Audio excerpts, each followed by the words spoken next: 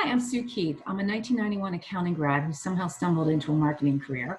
I'm currently the managing partner with Cirrus Talent, a DC-based recruiting firm that specializes exclusively in marketing communications positions. I'm also on the JMU Marketing Department's Executive Advisory Council. Today, I'm going to be talking about how to build your ideal LinkedIn profile. So to get started, this is what we're going to talk about in this video. First of all, do you have a LinkedIn profile? Hint, the answer should be yes. We're going to talk about your profile picture, your headline, the about section, your experience section, a couple other key areas, and then we're going to talk about Googling yourself. So this is super important. Spend as much time on your LinkedIn profile as you do on your resume. I'll say it again.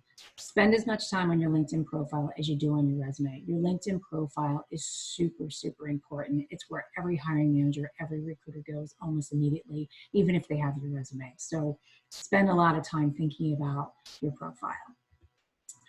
So let's get started. So this is Chelsea Sisson. She's actually a marketer we placed a couple months ago in a marketing ops position. She did give me permission to showcase her profile in this presentation because I think it's a really strong one. So to begin with, let's talk about your profile picture. This should be a professional photo, a headshot, but I don't mean you necessarily have to go pay for it with a fancy camera and a professional photographer. Your cell phone camera would work just fine, but the photo needs to look professional. Professionally dressed, professional background, not a picture from a wedding where there's 6 of you draped around each other and you think your hair looks good, so you've kind of clipped yourself out and stuck you on there. People will know. This needs to be professional. I should also mention that Chelsea gave me permission to showcase her here. So if you want to check out her LinkedIn profile live, you can see the URL there on the screen. So moving on to your headline.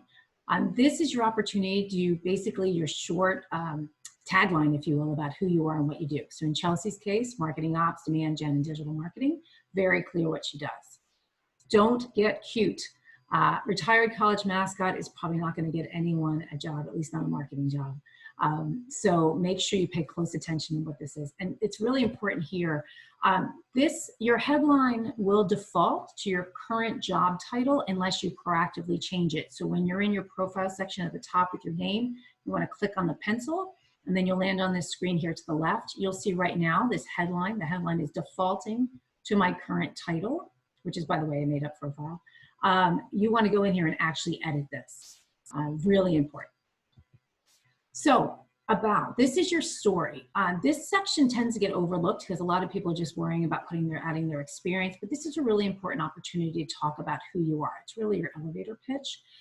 You can get creative here, not too creative. This is still very much a professional forum, but think about it as a talk track to your resume. So a little more creative, a little more less formal language, but again, still being professional. And you can see in Chelsea's case, she's talked about what she does. She's also talked about all the MarTech platforms she's proficient in and also some of her certifications. I recognize that most of the folks watching this video won't have these yet, but it's something to keep in mind as you build out your career. So the next section is your experience. This is really what you do or what you did, depending on if it's your current job or your prior jobs. This should pretty much mirror your resume. It does not have to be word for word exact, but it should be very consistent. And actually, that's really important. Consistency between your resume and your LinkedIn profile is super important. If hiring managers and recruiters start to see things that don't match up, it creates a bit of a red flag. What you don't want to do is either put in what the company does. Did you see in this top example? Basically, this person has just simply dropped in the company's mission. I have no idea what this director does, and it helps me, and I'm moving on. Or please don't drop in your job description. This is simply lazy. You really need to take the time to say what you're doing. Even if you're new at the job, take a stab at what you're going to be doing. But speak as though it's your job and not the job description. Again, just super lazy. And it really doesn't help the hiring manager, the recruiter, figure out what you've been doing and what your skill set is. Moving on to what I call extra credit. So licenses and certifications and volunteer experience. Now, I also recognize that most of the folks watching this probably won't have any licenses or certifications. In this case, Chelsea is a Marketo certified expert. But keep it in mind, again, as you're building out your career, to make sure you go back to your profile and add these if you get them along the way. What I bet most of you do have is volunteer experience. College students these days are really great about volunteering, so put that on there. It helps make you more interesting as a person. There might be something you've done that's super appealing to the hiring manager, At a minimum, it might be an icebreaker in a conversation in your resume about something you did. I had a conversation earlier today with a candidate who had some really cool volunteer experience on his resume, and we spent a good portion of the conversation talking about that, and it made him stand out to me. I'll remember that conversation. Finally, the recommendation section. These are super important. Now, Chelsea has 16. That's pretty impressive. You don't need 16. I would say 2 to 3. You see basically LinkedIn defaults to showing at least 2, so at least 2, please. And what you want to do, this could be a boss, summer job during college. It could be the executive director of an organization you volunteered with.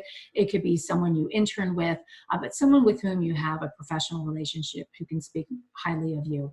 What we highly recommend is that you actually write it for them, the person you're asking. This sounds kind of uncomfortable, perhaps presumptuous, but basically do the work for them. They are more likely to help you out. So basically we say, send an email to the person you want them to post a recommendation for you, draft it, tell them, hey, you've taken the liberty of drafting it to help things out. Feel free to edit it as you see choose, but we thought it might be helpful for me to help you with a start. And then the other thing you want to do is remind them how you actually post a recommendation. So send them the link to your LinkedIn profile, tell them to drop down, click the recommend Chelsea button or your name, and then go from there. So again, make them do as less work as possible when you're asking someone to do a favor for you. And then finally, Google yourself.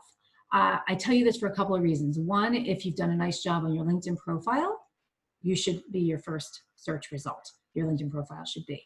But Googling yourself is actually very important just in general. I know you've heard this before, that hiring managers and recruiters do look at their candidates' LinkedIn or social media profiles and channels and platforms. This is so true. It is absolutely true. This just happened a week ago. We presented one of our candidates, the hiring manager came back, she saw something on Twitter that did not rub her the right way, and she was concerned. And I can talk about a couple of years ago, we had a candidate who was basically the finalist, and the CFO, with whom I'm pretty sure she didn't even interview, but I think he got her resume somewhere along the way, looked her up on Facebook, found some pictures that he didn't like, and that was the end of that. This is super, super subjective. What one person finds offensive, the next person might. So basically just be super cautious. If you think you have anything out there on social media, whether it be words or pictures that you could be perceived as inappropriate or unprofessional, take them down. And that's it. If you want to check out Chelsea's LinkedIn profile in real life, you can see the URL there, or search her name on LinkedIn. I also wanted to draw your attention to some related videos. I have a video talking about, after you've done all this work to make this incredibly awesome LinkedIn profile, why it actually matters. And then my colleague, Kelly McLaughlin, who's also on the Executive Advisory Council, has a video about how to use LinkedIn for networking. So thank you for your time, and I wish you the best of luck with your job search.